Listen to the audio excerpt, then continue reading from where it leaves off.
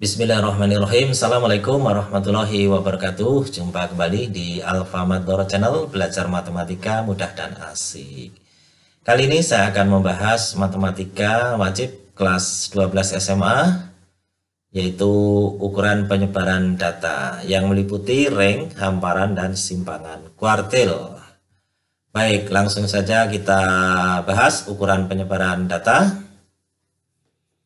Selain ukuran pemusatan data, ada juga yang disebut ukuran penyebaran data.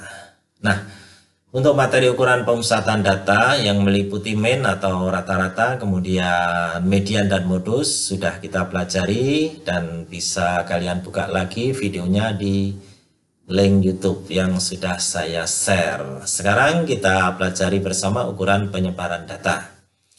Ukuran penyebaran data adalah ukuran yang menunjukkan seberapa jauh data menyebar dari rata-rata.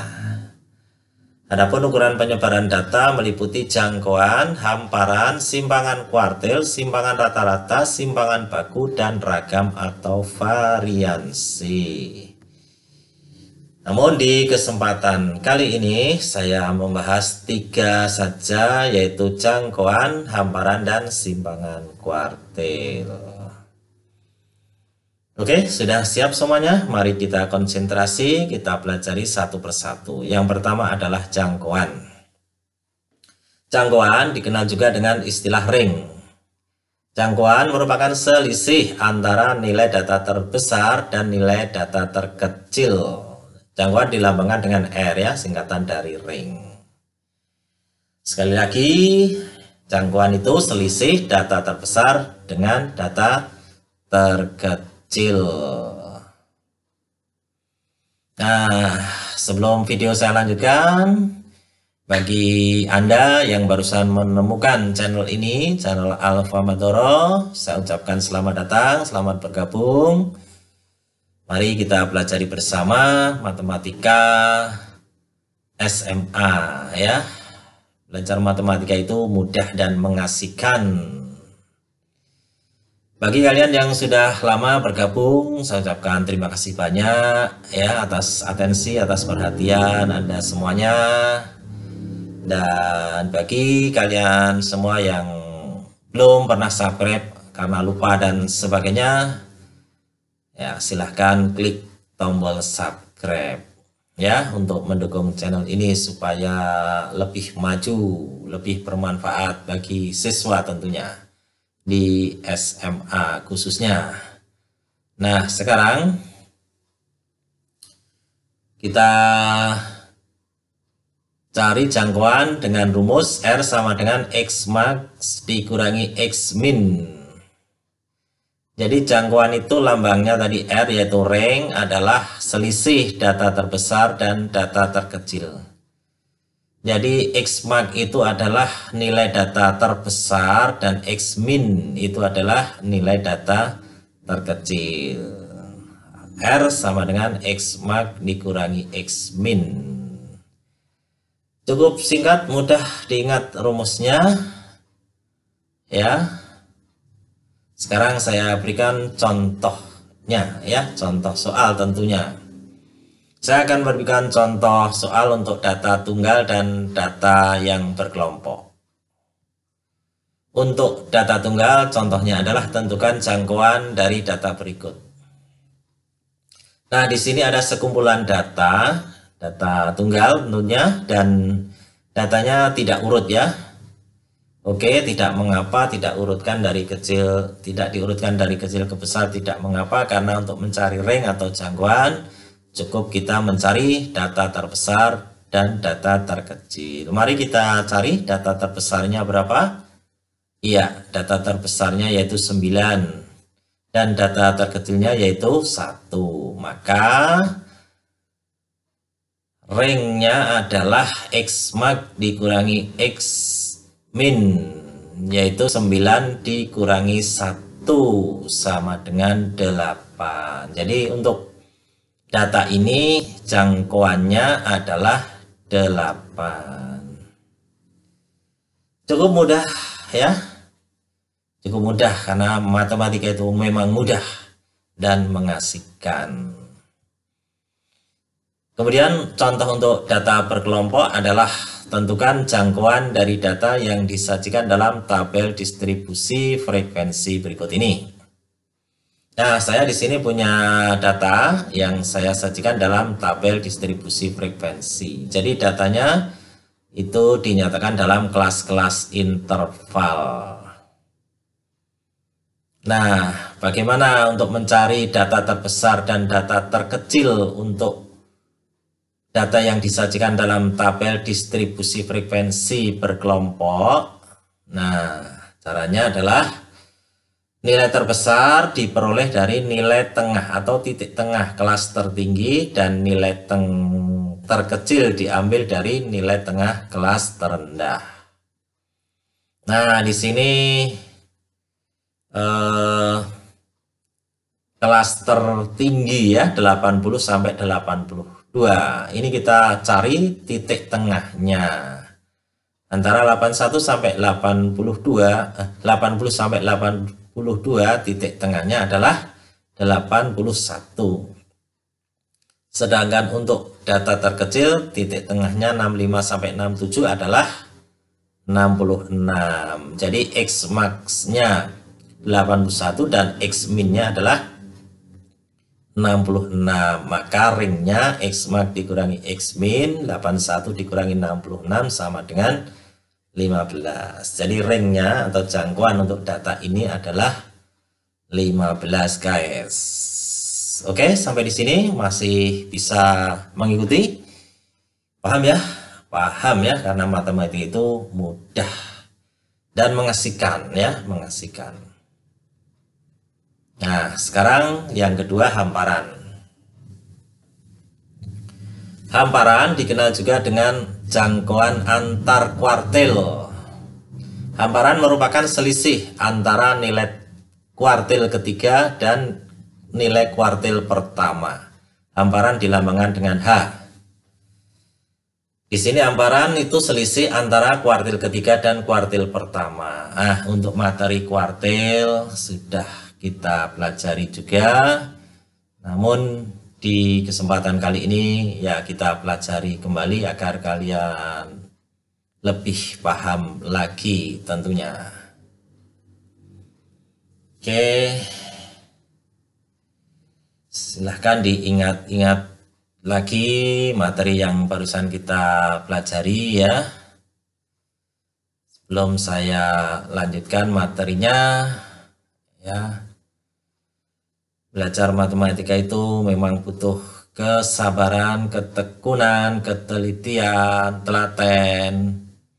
Tidak mudah menyerah ya agar berhasil.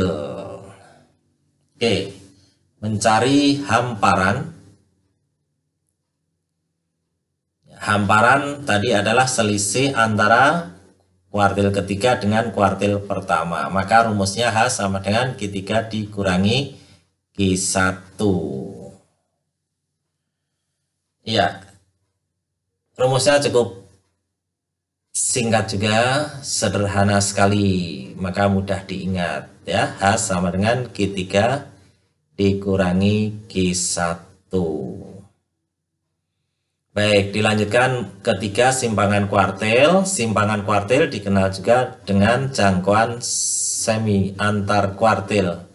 Simpangan kuartil merupakan setengah dari nilai jangkauan antar kuartil. Simpangan kuartil dilambangkan dengan QD. Ya, silahkan dipahami,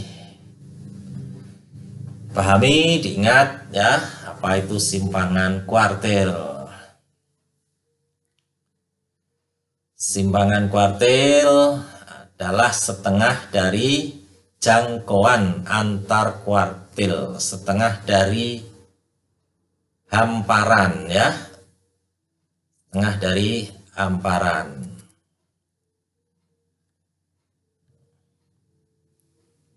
Hamparan tadi apa? Ya, masih ingat ya?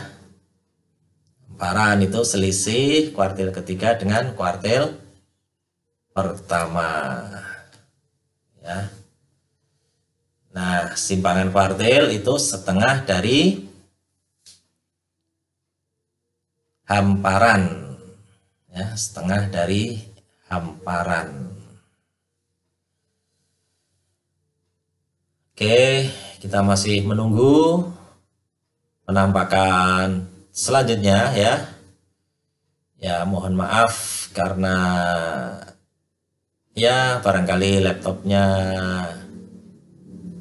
jadul ya, sehingga kurang mampu untuk dengan cepat menggunakan aplikasi ini. Oke, mencari simpangan kuartil. Simpangan kuartil Q-D ya, setengah dari hamparan atau setengah dari Q3 dikurangi Q1. Oke, silahkan diamati, dicermati dengan seksama, dipahami ya, yang penting paham konsepnya. Simpangan kuartil itu setengah dari hamparan atau setengah dari Q3 dikurangi Q1. Oke. Nah, silahkan diingat dulu ya, diingat dulu sambil menunggu penampakan selanjutnya. Sekali lagi mohon kesabarannya ya, karena laptopnya kurang mendukung, mohon maaf. Harus beli yang baru ini ya, harus beli yang baru. Oke, kita tunggu sebentar ya. Oke, contoh hamparan dan simpangan kuartil. Seperti biasa, saya contohkan untuk data tunggal dan data berkelompok. Nah, untuk data tunggal dulu, di sini ada nilai ulangan sekelompok siswa sebagai berikut.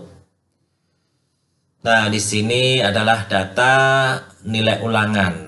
Nah, yang mendapatkan nilai 5, frekuensinya 5. Itu artinya kan yang mendapatkan nilai 5 dalam ulangan itu ada 5 siswa. Yang nilainya 6 ada 8 siswa. Yang nilainya 7 ada 8 siswa dan seterusnya. Nah, di sini jumlah siswanya ada 50. Tentukan hamparan dan simpangan kuartilnya. Masih ingat ya apa tadi hamparan dan simpangan kuartil? Oke. Nah, di sini kita cari kuartil ya. Kuartil. Kuartil itu adalah membagi sekelompok data menjadi 4 bagian yang sama ya. Jadi kuartil itu ada 3, yang pertama kuartil pertama atau Q1, kemudian kuartil tengah atau Q2, dan yang ketiga adalah kuartil atas atau Q3. Nah, di sini lambangnya QI, jadi I-nya 1, 2, dan 3. Nah, letak QI itu nilai data ke I per 4 kali N plus 1. Jadi letak nilai data ke I kali N plus 1 per 4 ya. I-nya 1, 2, dan 3. Nah, untuk mencari hamparan dan simpangan kuartilnya ya, kita cukup cari Q1 dan Q3. Q2-nya tidak ya, karena rumus hamparan tadi apa? Selisih Q3 dengan Q1. Baik, kita cari Q1 dulu. Tadi banyaknya data atau N yaitu 50. Maka Q1 itu letaknya adalah nilai data yang ke 1 per 4 kali 50 ditambah 1. Jadi 50 ini banyaknya data atau N tadi ya. Oke, nah kita hitung nilai data ke. Nah, ini hasilnya sudah saya hitung yaitu 12,75. Jadi nilai Q1 itu nilai data lebihnya 0,75. Maka cara mencarinya atau maksudnya ini adalah Q1 itu data ke-12 ya, X12. Data ke-12 dari sini, data ke-12 atau X12 ditambah ini kan 0,75 ya, 0,75 kali X13 dikurangi X12. Itu caranya guys. Nah, X13 itu berarti data yang ke-13 dan X12 itu data ke-12. Begitu ya, paham ya? Oke, X12 itu data ke-12. Berapa data ke-12?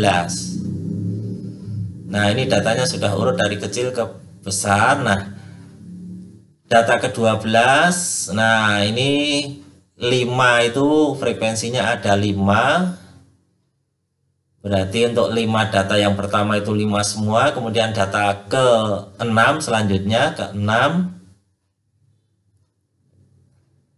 itu ada 8. Jadi yang mendapatkan nilai 6 ada 8. Nah, berarti kalau saya urutkan, maksudnya data pertama itu 5, kemudian 5 lagi, 5 lagi, 5 lagi, 5 lagi, ada 5.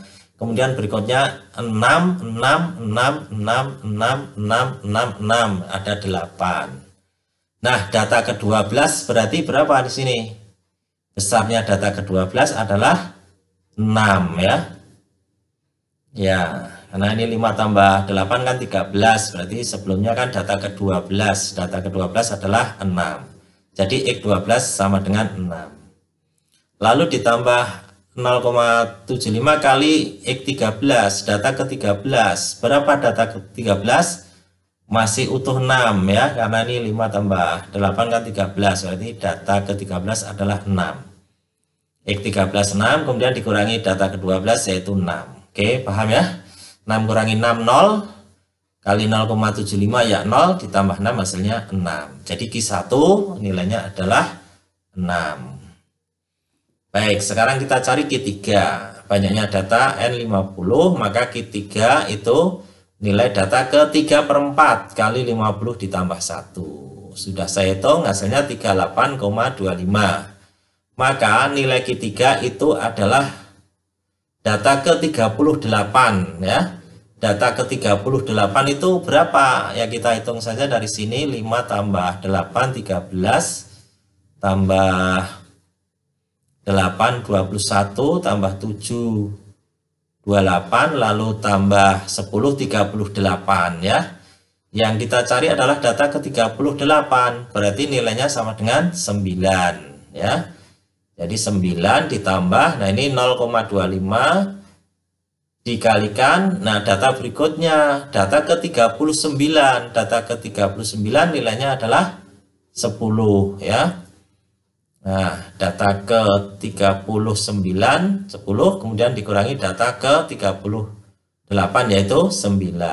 Nah, 10 kurangi 9 1, kalikan 0,25 ya, 0,25 lalu tambah 9 hasilnya 9,25. Begitu guys ya. Bagaimana? Paham? Oke, ya memang harus teliti, hati-hati, cermat, telaten ya. Oke, silahkan dipikir-pikir dulu ya. Saya tunggu.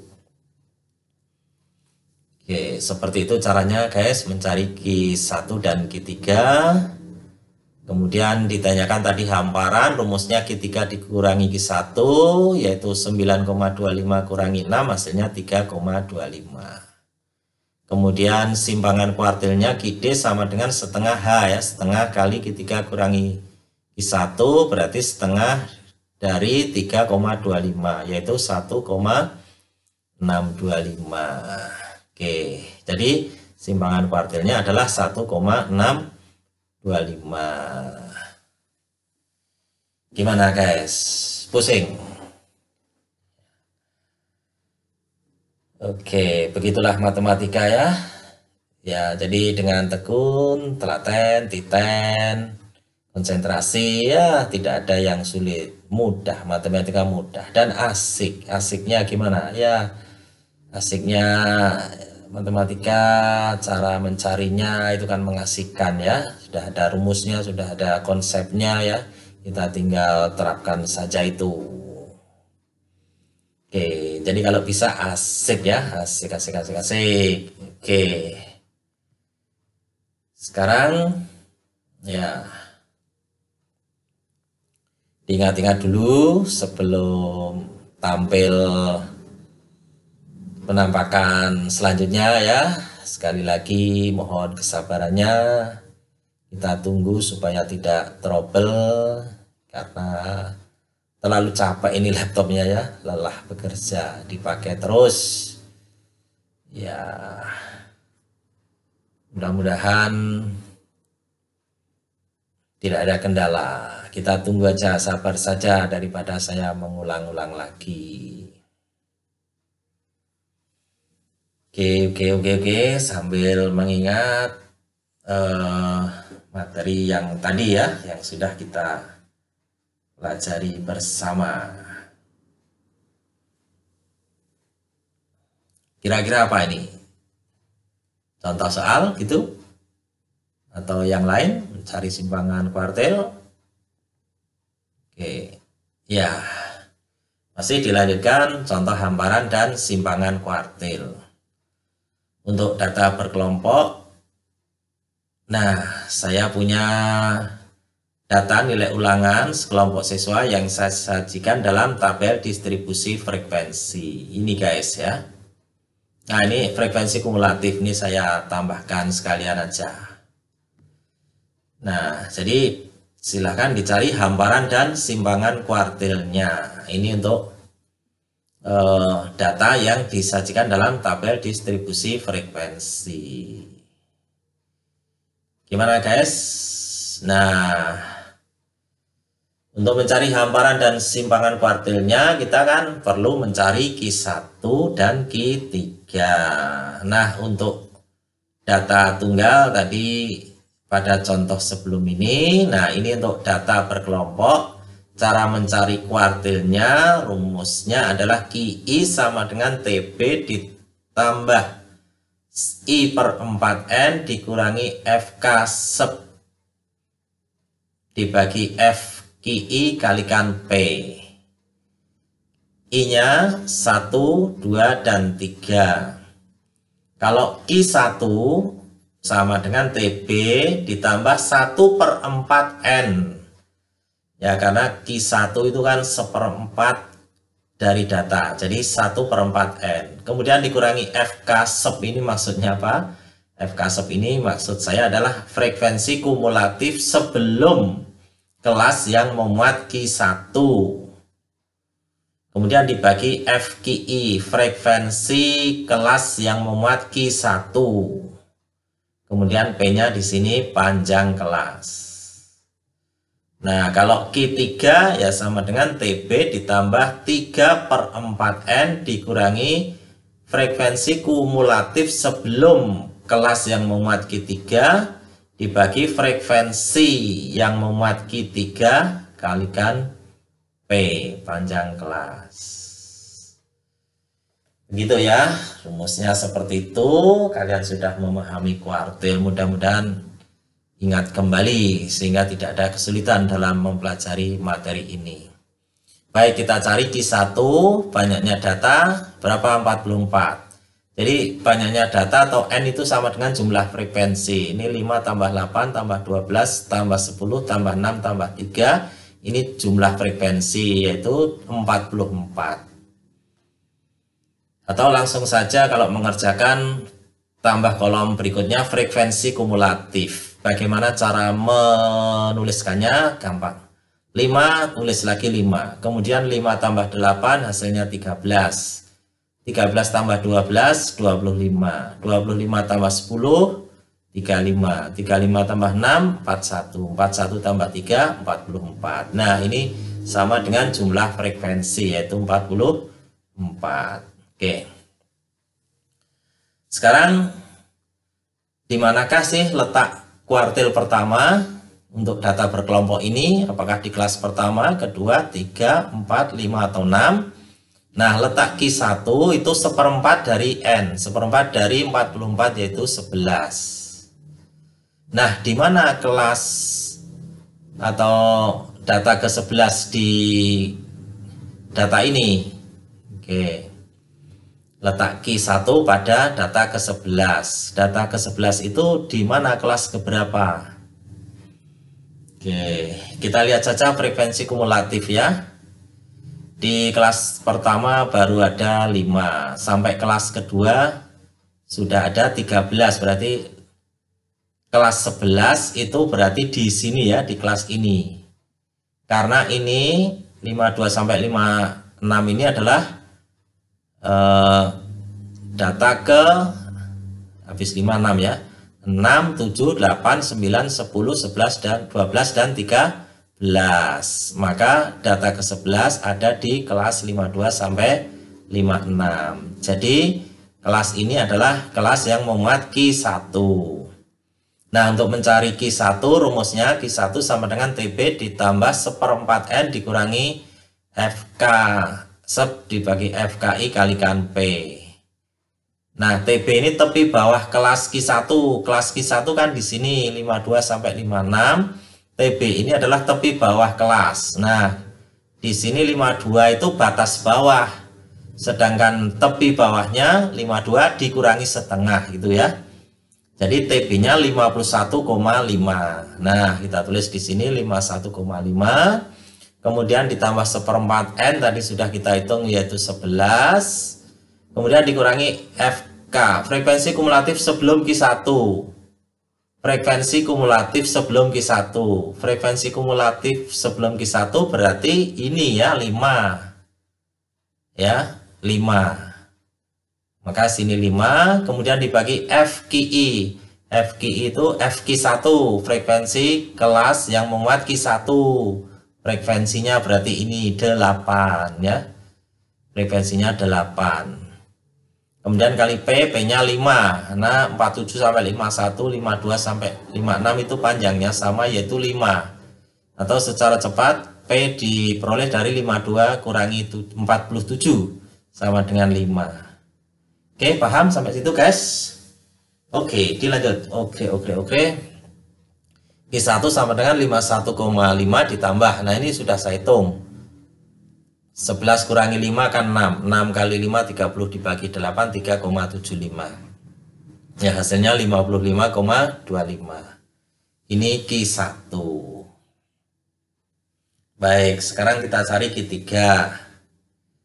Letak Q3 itu di 3/4 N. 3/4 kali 44 sama dengan 33 ya. Jadi letak Q1 itu pada data ke-33. Nah, di mana itu data ke-33? Lihat frekuensi kumulatif 5, 13, 25, 35. Nah, 33 berarti di kelas ini 62 sampai 66. Paham ya? Nah, TB itu tepi bawah kelas ini berarti 61,5. Kemudian ditambah 3/4 N tadi 33, kemudian dikurangi frekuensi kumulatif sebelum Q3, berarti ini 25 ya. Frekuensi kumulatif sebelum Q3 berarti 25. Kemudian dibagi frekuensi yang memuat Q3 berapa? 10 di sini ya. Frekuensi yang memuat Q3 yaitu 10. Kemudian kalikan P yaitu 5. Kita hitung. Oke, hasilnya 65,5. Gimana? Paham? Alhamdulillah ya, bangga sekali kalau paham ya, mudeng. Asik ya, asik.